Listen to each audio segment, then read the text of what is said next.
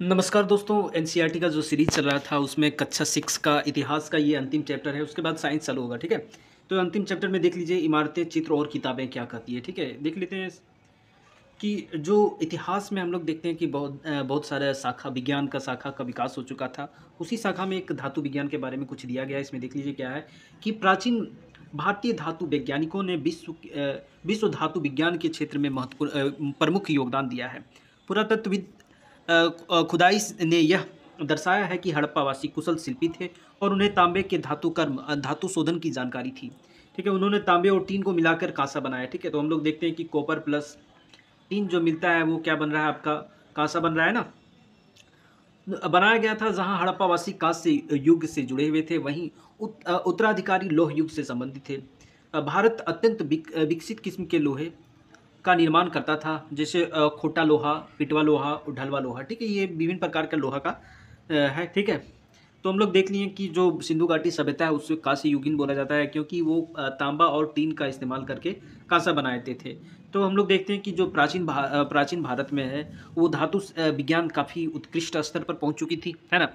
आते हैं कि जैसे लौह स्तंभ के बारे में दिया गया। महरौली यानी दिल्ली में कुतुब मीनार के परिसर में खड़ा यह लौह स्तंभ भारतीय शिल्पकारों की कुशलता का एक अद्भुत उदाहरण है। इसकी ऊंचाई 7.2 मीटर है। याद रखिएगा, ऊंचाई आपका 7.2 मीटर और वजन है 3 टन। ठीक है, से भी थोड़ा ज़्यादा है। इसका निर्माण लगभग 1500 साल पहले हुआ है। इसके बनने के समय की जानकारी हमें इसे खुदे अभिलेख में मिलती है। इसमें चंद्र नाम के एक शासक का जिक्र है जो संभवतः गुप्त वंश के थे। आश्चर्य की बात है कि इतने वर्षों के बाद भी इसमें जंग नहीं लगा है। तो इस प्रकार हम लोग देखते हैं कि कितना धातु विज्ञान उत्कृष्ट स्तर पर पहुंच गया है कि 1200-1500 साल होने के बाद भी इसमें जंग नहीं लग रहा है ना। तो अब देखते हैं कि जो ईंटों और पत्थरों की इमारतें हैं। ठीक है, तो हमारे शिल्पकारों की कुशलता के नमूने स्तूपों जैसी कुछ इमारतों में देखने को मिलते हैं। स्तूप शब्द का अर्थ होता है टीला। तो स्तूप मतलब जो टीला है, ये बौद्ध धर्म में हम लोग देखते हैं कि बहुत सारा स्तूप बनाए गया है ना। हालांकि स्तूप विभिन्न आकार के थे, कभी गोले, कभी लंबे और तो कभी छोटे बड़े। उन सब में एक समानता है। प्राय सभी स्तूपों के भीतर एक छोटा सा डिब्बा रखा रहता है। इन डिब्बों में बुद्ध और उनके अनुयायियों के शरीर के अवशेष, जैसे कि दांत, हड्डी या राख, या उनमें उनके द्वारा प्रयुक्त कोई चीज या वस्तु, कोई कीमती पत्थर या सिक्के रखे रहते हैं। इसे धातु मंजूषा कहते हैं। ठीक है, तो हम लोग देखिए कि जो स्तूप है उसमें क्या बुद्ध या उसके से संबंधित लोगों को क्या है, उसके जैसे हड्डी हो गया, राख हो गया, दांत हो गया, या कोई कीमती पत्थर हो गया, जिसे क्या धातु मंजूषा कहा जाता है। एक मंजूषा मतलब बॉक्स जैसा। ठीक है, बॉक्स जैसा। प्रारंभिक स्तूप धातु मंजूषा के ऊपर रखी मिट्टी का टीला होता था। बाद में टीले को ईंटों से ढक दिया गया था। तो एक क्वेश्चन आता है कि बताइए कि स्तूप का जो विकास होता है विभिन्न विभिन्न कालों में किस प्रकार होता है। तो प्रारंभिक स्तूप जो था वो क्या है, एक धातु मंजूषा था, उसके ऊपर मिट्टी का टीला बना दिया गया और बाद के काल में उस पर गुंबदनुमा ढांचे को तरासे हुए पत्थर से ढक दिया गया। तो पहली जो प्रारंभिक अवस्था है उसमें केवल धातु का मंजिस्टा, उसके ऊपर मिट्टी का, बाद में उसको जो नक्काशी किया हुआ एक पत्थर से ढक दिया जाने लगा। प्राय स्तूपों के चारों ओर परिक्रमा करने के लिए वृत्ताकार पथ होता था, जिसे प्रदक्षिणा पथ कहते हैं। इस रास्ते को रेलिंग से घेर दिया जाता था, जिसे वेदिका कहते हैं। ठीक है, तो देखिएगा यहाँ पे आपका दिया गया है। देखिएगा यहाँ बीच में इधर गैप दिया रहता है। ठीक है, जो प्रदक्षिणा पथ कहलाता है। और इसको ये वाला देखिएगा, ये आपका हो गया वेदिका। इसको घेरा गया है, प्रदक्षिणा पथ को घेर दिया गया है। ठीक है, उसके बाद सामने वाला दीवार को तोरण कहा जाता है ना। उसको आगे देख लेते हैं। उसके बाद देखिए वेदिका में प्रवेश द्वार बने होते हैं। रेलिंग तथा तोरण प्रायः मूर्ति कला की सुंदर कलाकृतियों से सजे होते थे। तो जो तोरण है वो क्या है, इसमें कलाकृति कर दिया जाता था, उकेरा जाता था, बहुत सारा मूर्ति को भी उकेरा जाता था। ठीक है, तो इसका हम लोग अमरावती में भी देखेंगे, इसका प्रमाण मिलता है ना। यहाँ कभी एक भव्य स्तूप हुआ करता था। लगभग 2000 साल पहले इस स्तूप को सजाने के लिए शिलाओं पर एक चित्र उकेरे गए। कई बार पहाड़ियों को काटकर बनावटी गुफाएं बनाई जाती थी। इस तरह की कई गुफाओं को मूर्तियों तथा चित्रों द्वारा सजाया जाता था। इस काल में कुछ आरंभिक हिंदू मंदिरों का निर्माण किया गया। इन मंदिरों में विष्णु, शिव, दुर्गा जैसी देवी देवताओं की पूजा की जाती थी। तो हम लोग देखते हैं कि जो बुद्ध स्तूप का जो निर्माण हो रहा था, उसी कंटेम्प्रेरी समय में हम लोग क्या देखें कि बहुत सारा देवी देवताओं के मंदिर भी बनाए जा रहे थे। ठीक है, मंदिरों का सबसे महत्वपूर्ण भाग गर्भगृह होता था, जहाँ मुख्य देवी या देवता की मूर्ति रखा जाता था। तो हम लोग देखते हैं कि एक गर्भगृह है, ठीक है, उसमें यहाँ अधिष्ठान होते हैं, कोई भी जो मुख्य देवी देवता है उसको स्थापित किया जाता है और उसके ऊपर एक बनाया जाता है। ठीक है, इतना बड़ा।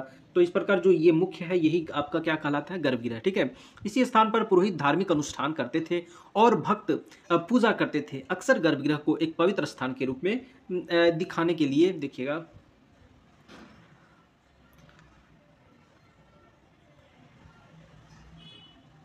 जैसे पवित्र स्थान के रूप में माना जाता था। ठीक है, अब यहाँ देखते हैं कि भीतरगांव जैसे मंदिरों में उसके ऊपर काफ़ी ऊंचाई तक निर्माण किया जाता था, जिसे शिखर कहा जाता था। हम क्या बोले कि जो गर्भगृह है वहाँ पे मुख्य देवी देवता को स्थापित कर दिया जाता है, उसके ऊपर एक शिखर जैसा बना दिया जाता है ना, मतलब बड़ा सा बना दिया जाता है स्ट्रक्चर, उसी को क्या कहा जाता है, शिखर कहा जाता है। शिखर का निर्माण के कठिन कार्य के लिए सावधानी योजना बनानी पड़ती थी। अधिकतर मंदिरों में मंडप नाम की एक जगह होती थी, जहाँ सभागार होता था और लोग इकट्ठा होते थे।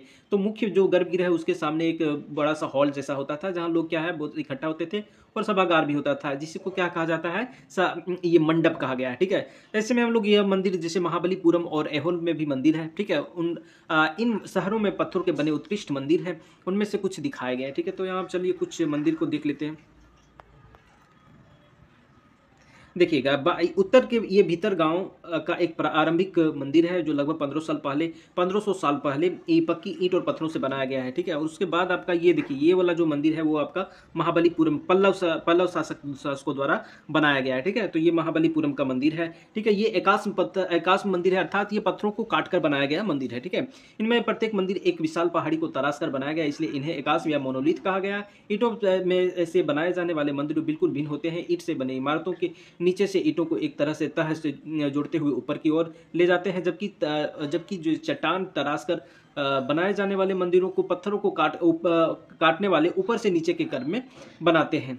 इन मंदिरों को बनाते समय पत्थर काटने वालों की किन समस्याओं का सामना करना पड़ता होगा, चलिए जैसे देखिए, हम लोग क्या देखें, ऐहोल का दुर्गा मंदिर है, जो लगभग 1400 साल पहले बनाया गया है। ठीक है, ये देखिएगा, ये दुर्गा मंदिर है ऐहोल का।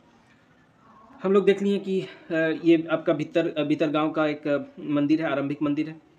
यहाँ गर्भगृह ये शिखर वाला है। ठीक है, उसके बाद महाबलीपुरम का ये एकाश्म है, मोनोलिथिक है, यानी पत्थरों को काट कर बनाया गया मंदिर है। ठीक है, तो ये पल्लव शासकों द्वारा बनाया गया है। ठीक है, उसके बाद हम लोग ये देखिए दुर्गा मंदिर, ये ऐहोल का दुर्गा मंदिर लगभग 1400 साल पहले बनाया गया। ठीक है, अब आते हैं कि स्तूप तथा मंदिर किस तरह बनाए जाते थे। अब इनके बारे में चर्चा करते हैं कि स्तूप तथा मंदिरों को बनाने की प्रक्रिया में कई अवस्थाएं आती थी। इसके लिए काफ़ी धन खर्च होता था, इसलिए आमतौर पर राजा या रानी इन्हें ही बनवाने का निश्चय करते थे। पहला काम अच्छे किस्म के पत्थर ढूंढकर शिलाखंडों को खोद कर निकालना होता था।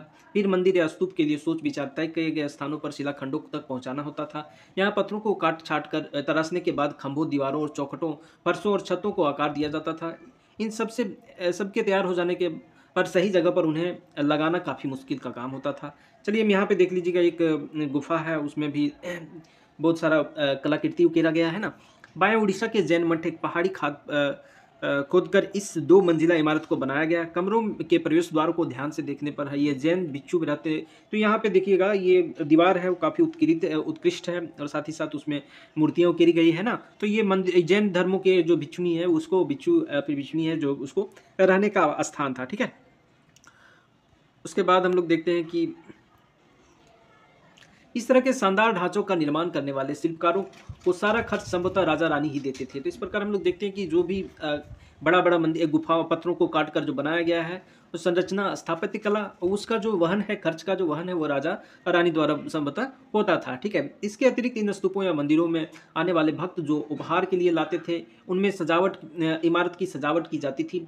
जैसे हाथी का दांत का काम करने वाले श्रमिकों के संग ने सांची के एक अलंकृत प्रवेश द्वार तोरण को बनाने का खर्च दिया था। तो इस प्रकार हम लोग देखते हैं कि जो व्यापारी वर्ग है, जो क्या है, एक जगह से दूसरे जगह पर जाते थे, साथ ही साथ तो वो अपने साथ तो बहुत सारा कीमती चीज़ें लेकर आती थी, वो भी उसका इस्तेमाल कर दिया जाता था। ठीक है, इन सजावटों के पैसे देने वालों में व्यापारी, कृषक, माला बनाने वाले, इत्र बनाने वाले, लुहार, सुनार, ठीक है, तथा ऐसे कई स्त्री पुरुष शामिल थे।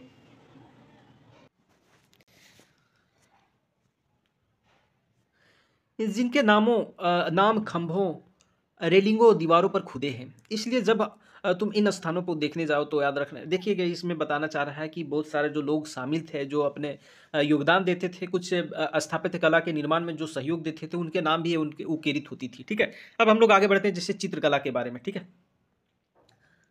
देखिएगा अजंता को ढूंढो, तो अजंता का एक चित्रकला है जो है, ठीक है, इसमें देखिए अजंता का एक चित्रकला है। यह वह जगह है जहाँ के पहाड़ों में सैकड़ों सालों के दौरान कई गुफाएं खोदी गई। इनमें से ज़्यादातर बौद्ध भिक्षुओं के लिए बनाए गए विहार थे। ठीक है, विहार वह स्थान था जहाँ लोग रहते थे। ठीक है, लोग जो ज़्यादातर भिक्षु थे। ठीक है, इनमें से कुछ चित्रों को सजाया गया। यहाँ इनके कुछ उदाहरण दिए गए। गुफाओं के अंदर अंधेरा होने की वजह से अधिकांश चित्र मसालों की रोशनी में बनाए गए थे। इन चित्रों का रंग 1500 साल बाद भी चमकदार है। ये रंग पौधे तथा खनिजों से बनाए गए। इन महान कृतियों को बनाने का कलाकार अज्ञात है। तो जो कलाकार चित्रकला करते थे, जैसे अजंता की गुफाओं में बहुत सारा चित्रों को उकेरित किया गया है, और इन चित्रों को उकेरने में मसालों के, जैसे लाइट वहाँ नहीं पहुँच पाता था, तो मसालों के माध्यम से रोशनी के माध्यम मसालों की रोशनी के माध्यम से बनाते थे। और ये जो चित्रकला है इतना उत्कृष्ट है कि 1500 साल बाद भी इसके रंग अभी भी उस तरह बरकरार है। ठीक है, अब हम लोग आगे बढ़ते हैं। जैसे पुस्तकों की दुनिया में कुछ दिया गया, ध्यान दीजिएगा। इस युग में कई प्रसिद्ध महाकाव्यों की रचना की गई। इन उत्कृष्ट रचनाओं में स्त्री पुरुषों की वीर गाथाओं और तथा देवताओं से जुड़ी कथाएं हैं। करीब 1800 साल पहले प्रसिद्ध तमिल महाकाव्य शिल्पाधिकारम की रचना इलंगो नामक कवि ने की। तो यह एक इंपॉर्टेंट फैक्ट यहाँ बन जा रहा है कि शिल्पाधिकारम की रचना किसने किया, तो ये तमिल भाषा में है। ये महाकाव्य तमिल महाकाव्य है जिसकी रचना इलंगो ने किया था। ठीक है, इसमें कोवलन नामक एक व्यापारी की कहानी है। वह पुहार में रहता था। ठीक है, अपनी पत्नी कनकी की उपेक्षा कर वह नर्तकी माधवी से प्रेम करने लगा। बाद में वह और कनकी पुहार छोड़कर मदुरै चल गए। वहां पांड्य राजा के दरबारी जोहरी ने कोवलन पर चोरी का आरोप लगाया, जिस पर राजा ने उसे प्राण दंड दिया। कनगी जो अभी भी उससे प्रेम करती थी, इस अन्याय के कारण वो दुख और रोष से भर गई। उसने मदुरई शहर का विनाश कर डाला। तो ठीक है, तो हम लोग देखते हैं कि जो कोवलन है एक व्यापारी था। ठीक है, और कनगी के बीच में प्रेम कहानी के बारे में दिया गया शिल्पाधिकारम में। ठीक है, उसी प्रकार देखिएगा एक वर्णन यहाँ पे लिखा है, ध्यान दीजिएगा कि यहाँ कवि ने कनगी के दुख के वर्णन इस प्रकार किया। ओ मेरा दुख तो देखो, तुम मुझे संतावना तक नहीं दे सकते। क्या यह सही है कि विशुद्ध सोने से भी सुंदर तुम्हारा शरीर बिना धूल से सना यूं ही पड़ा है। यह कहाँ का न्याय है कि गोधूली की इस स्वर्णिम आभा के फूलमाला से ढके सुंदर वक्षस्थल वाले तुम जमीन पर गिर पड़े हो। मैं अकेली असहाय हताश होकर खड़ा हूँ। क्या ईश्वर नहीं है? क्या इस देश में ईश्वर नहीं है? पर क्या उस स्थान पर ईश्वर रह सकते हैं जहाँ के राजा की तलवार निर्दोष नागंतुक के प्राण ले लेते हैं? क्या ईश्वर नहीं है? नहीं है। ठीक है, तो वो बोलती है कि क्या ईश्वर नहीं है, जिस प्रकार उसके प्रेमी को झूठे चोरी के आरोप में मृत्यु दंड दे दिया गया था। एक और तमिल महाकाव्य हम लोग देखते हैं, मणिमेखलई, जो करीब लगभग 1400 साल पहले सतनार द्वारा लिखा गया। तो हम लोग देख लिए कि शिल्पाधिकारम इलंगो द्वारा लिखा गया, वहीं मणिमेखलई है जिसकी रचना सतनार द्वारा किया गया। इनमें कोवलन तथा माधवी की बेटी की कहानी है। ये रचना कई सदियों पहले खो गई थी। उनकी पांडुलिपियां दोबारा लगभग 100 साल पहले मिली हैं। अन्य लेखक जैसे कालिदास, ठीक है, ये संस्कृत में लिखते थे कालिदास। ठीक है, अब यहाँ पे जो कालिदास का मेघदूत है उसका कुछ वर्णन है, श्लोक है, जैसे देख लीजिएगा। तुम्हारे बौछारों से मुलायम हो उठी मिट्टी की भीनी खुशबू से भरे हाथियों की सांस में बसी जंगली गुल्लर को पकाने वाली शीतल ब्यार तुम्हारे साथ साथ धीरे धीरे बहेगी। ठीक है, अब आते हैं कि पुरानी कहानियों का संकलन तथा संरक्षण किस प्रकार किया जाने लगा। ठीक है, देखिएगा हिंदू धर्म से जुड़ी कई कहानियों जो बहुत पहले प्रचलित थी, इसी काल में लिखी गई। इनमें पुराण भी शामिल है। पुराण का शाब्दिक अर्थ है प्राचीन या पुराण। पुराणों में विष्णु, शिव, दुर्गा या पार्वती जैसी देवी देवताओं से जुड़ी कहानियां हैं। इन देवी देवताओं की पूजा की विधियां दी गई है। इसके अतिरिक्त इनमें संसार की सृष्टि तथा राजाओं के बारे में भी कहानियां हैं। अधिकतर पुराण सरल संस्कृत स्रोत में लिखे गए। ठीक है, जो पुराण लिखा गया वो किस प्रकार संस्कृत श्लोक का है, वो भी क्या है, सरल है, ऐसा नहीं जटिल संस्कृत है। ठीक है, जिससे सब उन्हें सुन और समझ सके। स्त्रियां और तथा शूद्र जिन्हें वेद पढ़ने की अनुमति नहीं थी, वे भी इसे सुन सकते थे। पुराणों का पाठ पुजारी मंदिरों में किया करते थे, जिसे लोग सुनने आते थे। ठीक है, दो संस्कृत महाकाव्य महाभारत और रामायण लंबे अरसे से लोकप्रिय रहे। ठीक है, तो जो महाकाव्य है आपका महाभारत और रामायण काफ़ी लोकप्रिय रहा है। महाभारत तो कौरवों और पांडवों के बीच के युद्ध की कहानी है। इस युद्ध का उद्देश्य पुरुवंश की राजधानी हस्तिनापुर की गद्दी प्राप्त करना था। यह कहानी तो बहुत ही पुरानी है, पर आज इसे हम जिस रूप से जानते हैं वह करीब 1500 साल पहले लिखी गई थी। माना जाता है कि पुराणों और महाभारत दोनों दोनों को ही व्यास नाम के ऋषि ने संकलित किया। महाभारत में ही भगवत गीता भी है, जिसके बारे में हम लोग पढ़ चुके हैं। ठीक है, उसके बाद देख लीजिएगा, ये रामायण की कथा कौशल के राजकुमार राम के बारे में है। उनके पिता ने उन्हें वनवास दे दिया। वन में उनकी पत्नी सीता लंका के राजा रावण ने अपहरण कर लिया था। सीता को वापस पाने के लिए राम को लड़ाई लड़नी पड़ी थी। वे विजयी होकर कौशल की राजधानी अयोध्या लौटे। महाभारत की तरह रामायण भी एक प्राचीन कहानी है जिसे बाद में लिखित रूप दिया गया। संस्कृत रामायण के लेखक वाल्मीकि माने जाते हैं। ठीक है, अब आते हैं कि आम लोगों द्वारा कही जाने वाली कहानियां, कुछ कहानियां जो आम लोगों में प्रचलित है। ठीक है, जैसे लोक कहानी है ना, तो आम लोगों की कहानियां थे, कविताओं और गीतों की रचना करते थे, गाने गाते थे, नाचते थे, नाटकों खेलते थे। इनमें से कुछ तो इस समय के आसपास जातक और पंचतंत्र की कहानियों के रूप में लिखकर सुरक्षित कर लिए गए। जातक कथाएं तो अक्सर स्तूपों की रेलिंग की तथा अजंता के चित्रों में दर्शाई गई है। तो जातक कथा हम लोग ज़्यादातर स्तूपों की रेलिंग्स में मिलती है। ठीक है, उसके बाद हम लोग आते हैं कि विज्ञान का कुछ किस प्रकार विकास हुआ, उनके बारे में बहुत सारा पुस्तक लिखी गई है। इसके बारे में देखिए, इसी समय गणितज्ञ तथा खगोल शास्त्री आर्यभट्ट ने संस्कृत में आर्यभट्टियम नामक पुस्तक लिखी।